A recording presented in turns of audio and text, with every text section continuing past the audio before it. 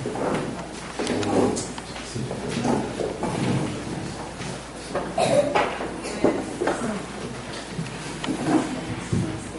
dia a todos. Tenho mais um recado, que essas cadeiras que estão com essas folhas não são reservadas, porque hoje teremos o encerramento da evangelização infantil.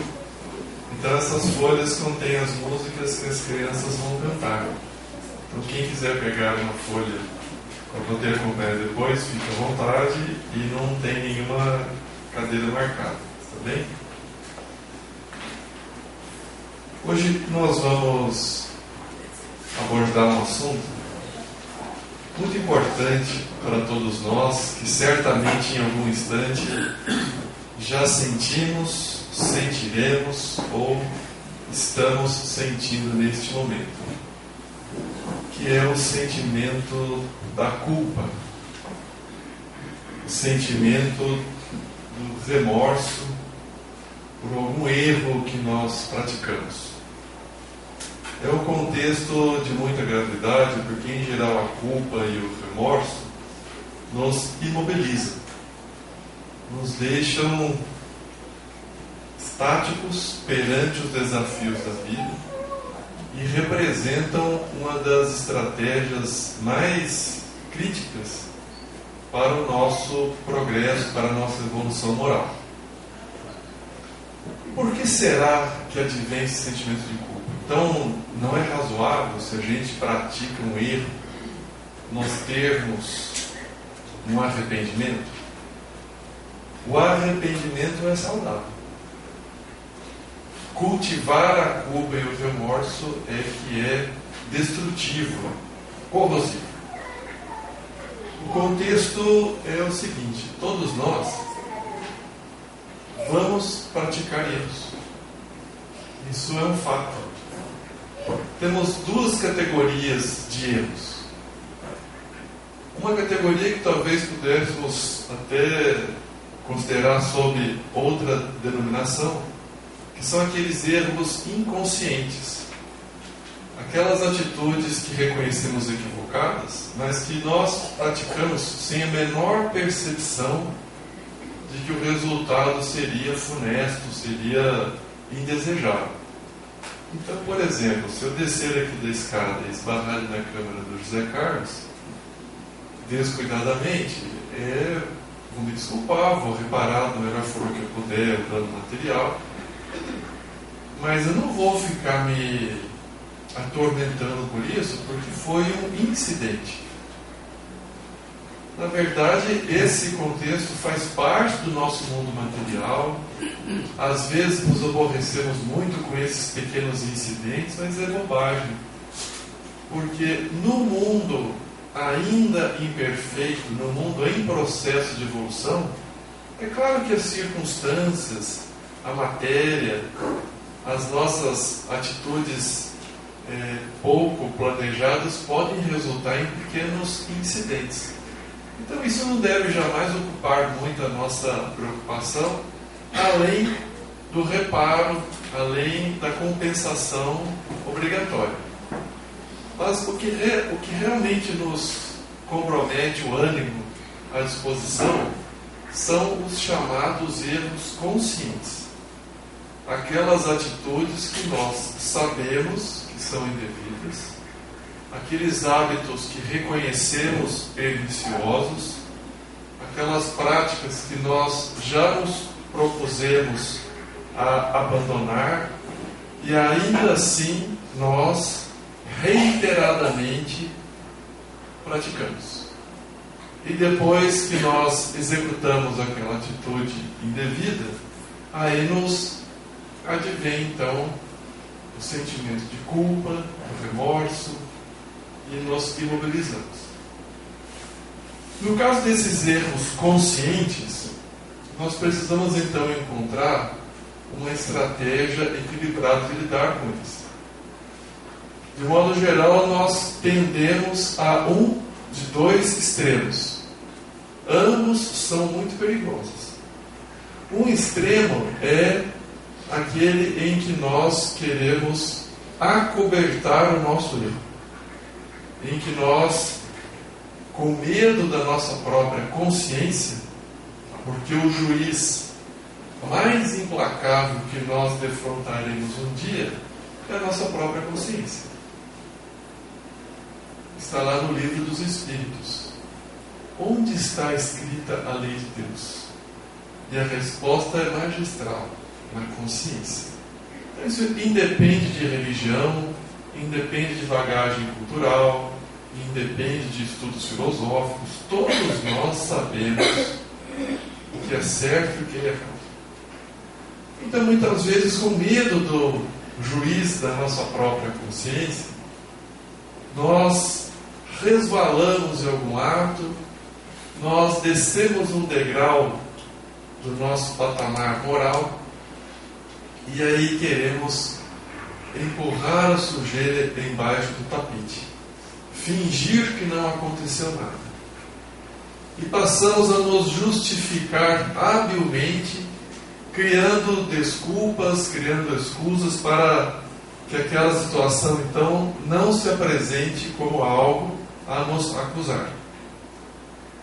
Então, essa estratégia, que é um extremo após a prática de um erro, essa estratégia de fingir que não houve nada é muito perigosa. Por quê? Porque se nós não reconhecemos o erro, se nós não admitimos o mau passo, se nós justificamos transferindo a responsabilidade para terceiros, considerando que a inércia é a lei mais forte na nossa conduta evolutiva, o que provavelmente vai acontecer amanhã? Algo pior. Nós muitas vezes nos surpreendemos quando uma pessoa que nós admitimos como de conduta ilibada, como de uma conduta séria, num dado momento é apresentada resvalando em uma falta grave, em uma queda moral, e dizendo assim: puxa vida, mas olha, aquela pessoa de repente foi praticar esse ato infeliz. Eu pergunto a vocês, será que foi de repente? Não foi. É como a mesma coisa, né, vale para as grandes conquistas, né? Jesus já nos havia ensinado. Um pouco de fermento faz levedar, faz crescer a massa toda. Quando a gente vê um cientista ganhando um prêmio Nobel, a gente presta atenção no dia que ele recebe a condecoração, no dia que é anunciado o prêmio. Mas aquilo é produto de um dia? É produto de uma vida. Uma queda moral grave também. Aquilo não foi de repente. Aquilo foi uma sucessão de degraus descidos, de degraus percorridos ladeira abaixo. E isso é muito possível, provável de acontecer, quando nós então tendemos a negligenciar os nossos erros, quando nós acobertamos as nossas falhas, quando nós justificamos de todas as maneiras possíveis aquela falta provocada para fugirmos ao aguilhão, à acusação da consciência. Então isso é realmente algo muito sério. Diante disso, como é que nós então devemos fazer se nós erramos? Porque o outro extremo também é muito perigoso. O outro extremo é aquele em que nós nos imobilizamos pelo remorso. Passamos a nos considerar indignos de qualquer ato benfazejo, indignos de fazer uma oração, de frequentar a nossa religião, porque dizemos assim: depois disso que eu fiz. E aí nos sentimos então a mosca que fica atrás do cavalo do bandido. Tamanha a insignificância em que nós nos colocamos. E os dois extremos são perigosos, porque se por um lado nós queremos fingir que não erramos, e isso nos coloca numa situação crítica de resvalarmos em erros cada vez maiores, se nós também passarmos a nos amedrontar para novos passos, a nos imobilizarmos considerando indignos, como é que a gente vai evoluir? Então são estratégias assim, muito perturbadoras que muitas vezes nos acontecem. E como é que a gente faz então? Já dizia Buda, né, que o equilíbrio está no caminho do meio. Então nós temos que, primeiro, adotar uma estratégia muito responsável e consciente. E o primeiro passo está lá também no Livro dos Espíritos. Qual é o melhor método, a estratégia mais adequada para o nosso aperfeiçoamento moral? E a resposta também é de uma sabedoria ímpar. Já Volô disse um sábio da antiguidade: conhece-te a ti mesmo. Então, o primeiro passo para que nós não sejamos reféns da culpa e do remorso, o primeiro passo é uma proposta diária do autoconhecimento. Porque nesse processo, então, iremos descobrir quais são nossas falhas morais mais graves. E todos temos. Todos temos. Essas falhas morais mais graves são aquelas que representam para nós as tentações que nos assolam, as tentações que nos perturbam diariamente. Emmanuel, no livro Fonte Viva, ele já fala sobre isso, a origem das tentações. Diz respeito, como eu disse, a uma lei da inércia. O corpo que está em movimento tende a ficar em movimento. O corpo que está parado tende a ficar parado. E nós, face às nossas últimas existências, vínhamos num movimento, numa proposta de atos perturbadores. Será, Marcelo? É só cada um se questionar hoje. Tem um filósofo que disse uma frase que é até assustadora. Reconhece-se uma pessoa por aquilo que ela faz quando tem total liberdade de ação. Reconhece-se uma pessoa por aquilo que ela faz quando tem total liberdade de ação. Então é só nós pensarmos quando nos sentimos de forma até um pouco distorcida, com total liberdade de ação, qual tem sido a natureza dos nossos pensamentos, dos nossos atos, das nossas palavras. Se quisermos saber o que fomos nas existências passadas, é só avaliar o que somos hoje, piorarmos um pouco, e descobriremos então o que fomos na última encarnação. Seremos defrontados pelas tentações do berço ao túmulo. Isso faz parte da nossa realidade, salvo se houver algum missionário aqui entre nós, aí eu peço desculpas, mas salvo uma condição dessa, todos nós estamos diariamente sendo defrontados exatamente por aquilo que nos é mais difícil. Às vezes nos perguntamos assim: nossa, mas parece uma perseguição. Esse aspecto é tão difícil para mim, todos os dias eu sou defrontado por um desafio dessa natureza. Será que é por acaso? Será que é perseguição? Claro que não é. Quando um aluno reprova uma matéria, o que nós mesmos, quando alunos, costumamos fazer?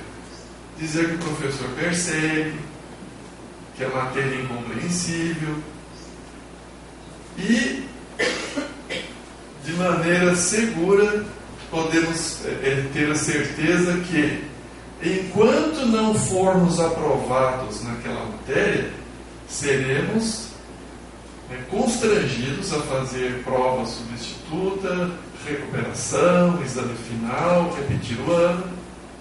Se é assim nas matérias mais básicas da escolaridade, imaginemos na escola da vida. E aquilo que não representa desafio para nós, não se apresenta mais como sendo uma prova necessária. Então, alguém que não tenha inclinação para o álcool, tudo bem, vai ganhar caixa de bombom com licor, vai ganhar vinho. Muito obrigado pelo presente, agradeço. E aquilo fica na despensa, no armário, um mês, um ano, 2, nossa, vou dar isso aqui, vai estragar. Agora, para quem estabelece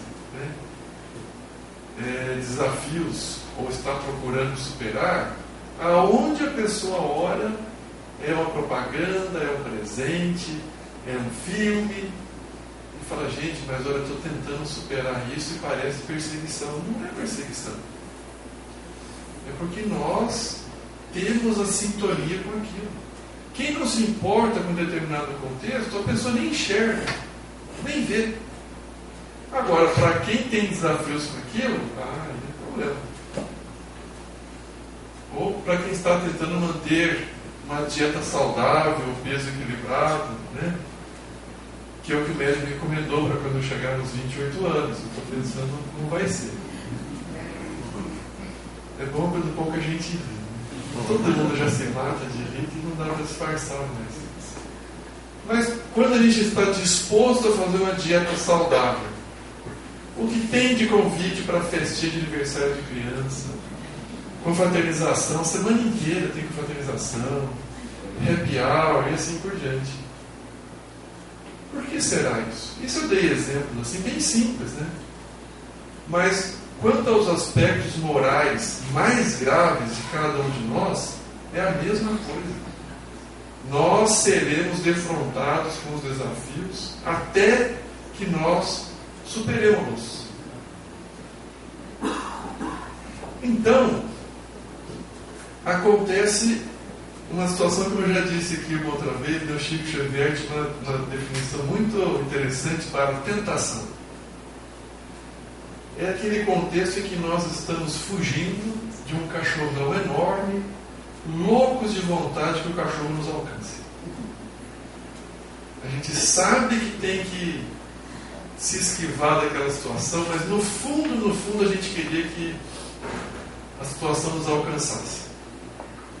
Por que isso? Porque faz parte da nossa natureza. Nesse processo de autoconhecimento que os Espíritos nos recomendam, na primeira obra de Allan Kardec, é muito importante nós identificarmos o que é difícil para nós. São as pedras do nosso caminho. Porque ninguém tropeça em montanhas. Todos nós que acordamos domingo e estamos aqui hoje, ouvindo alguém falar de aspectos do Evangelho de Jesus, questões morais, filosóficas, todos nós já temos uma grande possibilidade de admitir que não iremos mais tropeçar em montanhas, como por exemplo crimes bárbaros ou coisas do gênero. Nós vamos tropeçar em pedras, que são as falhas morais que já trazemos de outras existências. Agora, se nós não enxergamos as pedras, se nós queremos fingir que elas não existem, é muito mais fácil cair. Quando eu enxergo, eu falo, poxa, essa pedra aqui eu conheço. Vou tomar cuidado. Então, esse processo de autoconhecimento é o primeiro passo para que a gente identifique nossas tendências desequilibradas mais sérias. Mas será que só identificar é o suficiente para nunca mais tropeçar? Claro que não. Porque como o Chico Xavier dizia, que a tentação é um cachorrão grande, de vez em quando a gente retarda o passo, de propósito. Mas como é que a gente faz então para lidar com isso, sem que a culpa, após uma queda moral, nos perturbe, ou sem que a gente finja que o problema não existe? Todo o caminho para a nossa libertação moral, espiritual, psicológica, nos foi apresentado por Jesus. Por exemplo, naquela passagem em que a multidão chega até Jesus dizendo assim: mestre, esta mulher foi surpreendida em adultério. Manda a lei de Moisés que nós a apedrejemos. E tu, Senhor, que dizes? Esta passagem tem uma significação extraordinária. Primeira lição, como eu gosto bastante de frisar, é: o que Jesus fez nessa hora? Primeira coisa, silêncio.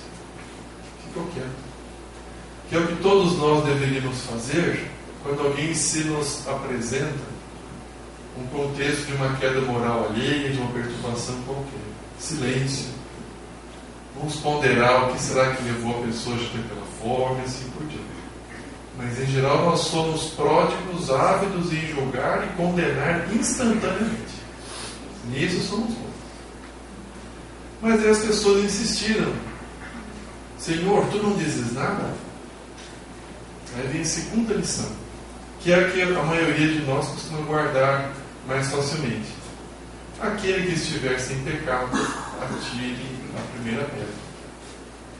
E aí todos se afastaram, começando pelos mais velhos, porque todos ali perceberam que já não estavam em condições de serem assim, com tanto rigor para com aquela mulher, porque cada qual tinha seus próprios equívocos morais. A terceira lição dessa passagem muitas vezes fica desapercebida. Que aí depois então permaneceram somente a mulher curvada sobre o solo e Jesus. Aí Jesus chega, levanta a mulher, o que já tem uma significação muito importante. Não é só levantar do chão, é levantar para a dignidade. E Jesus pergunta assim: mulher, onde estão os teus acusadores? Eles se foram, Senhor. Também eu não te condenarei. Vá e não peques mais. Essa terceira lição deve ser o nosso roteiro para quando nós tropeçarmos nesses erros conscientes, nesse contexto daquelas situações que nós já sabemos que devemos evitar, mas ainda não conseguimos. Porque uma falha moral grave consome, às vezes, uma encarnação inteira para ser superada. Mas é um caminho natural. Mas se nós ficarmos anestesiados pelo remorso, que é corrosivo e destrutivo, a gente não avança. Então temos que lembrar disso, que Jesus disse: vá e não peques mais. E outra passagem de Jesus, quando ele fala assim: o amor cobre a multidão de pecados.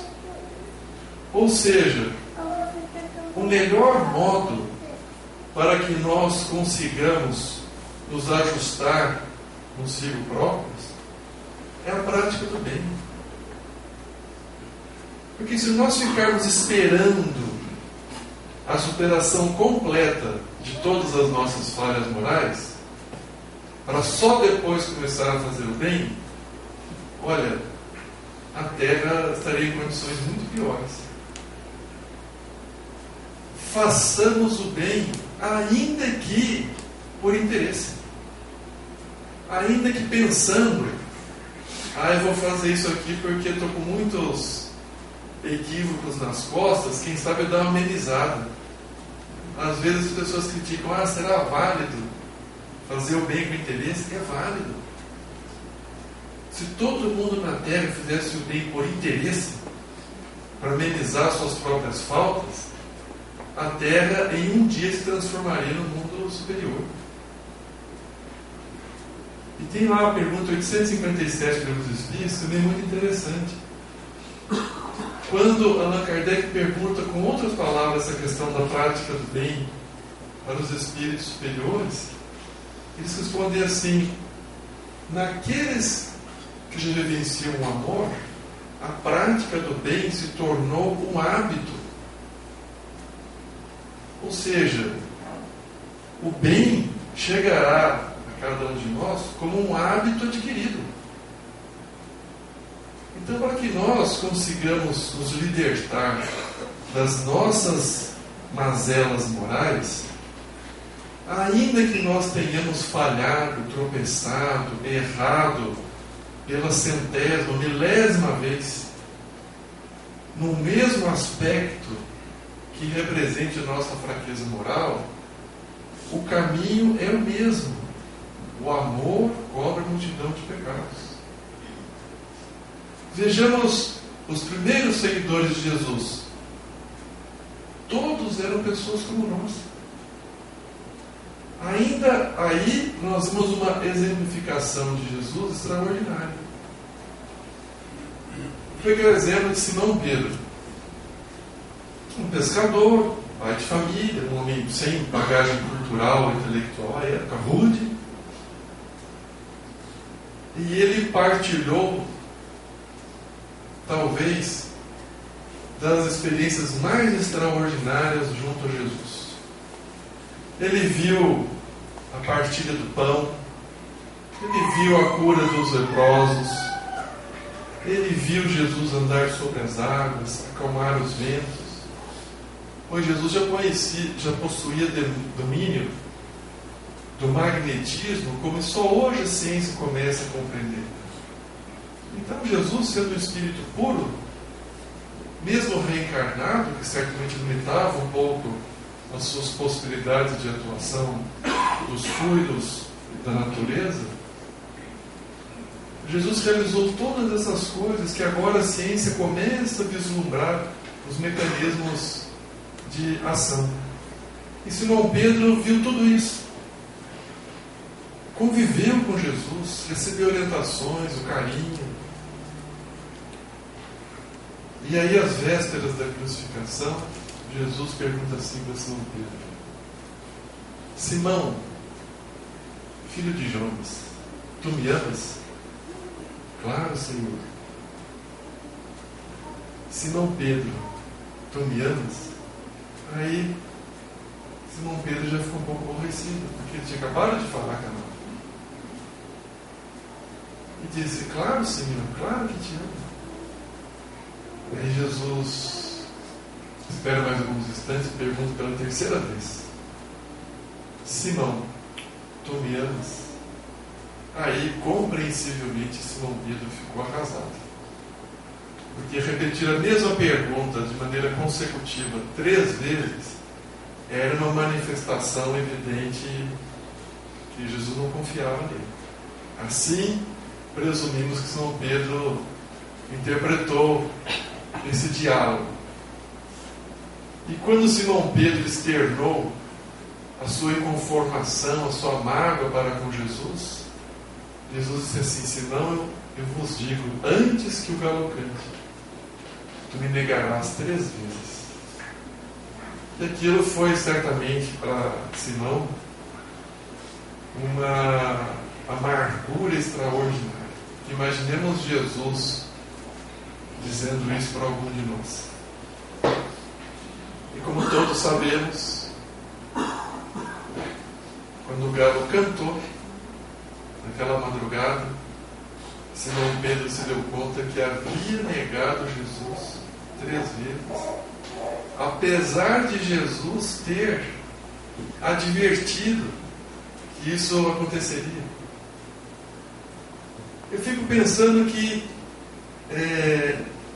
possivelmente seria uma das condições assim mais declaradas para que uma pessoa se sentisse presa de remorso, de culpa, porque tendo convivido com Jesus como Pedro viveu, tendo recebido a advertência de Jesus da negação, após ter percebido que aquilo aconteceu, eu imagino que Simão Pedro talvez tenha tido vontade de se trancar num quarto escuro e se considerar a pessoa mais indigna do mundo e incapaz de fazer qualquer outra obra em nome de Jesus.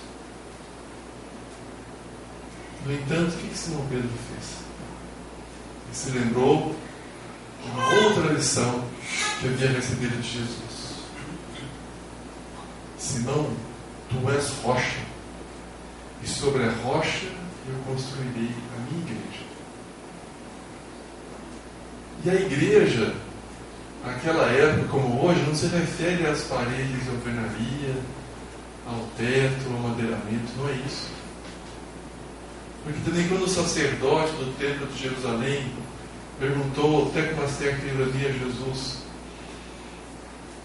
Haná chegou vendo Jesus ali e disse: Galileu, o que estás a fazer aqui?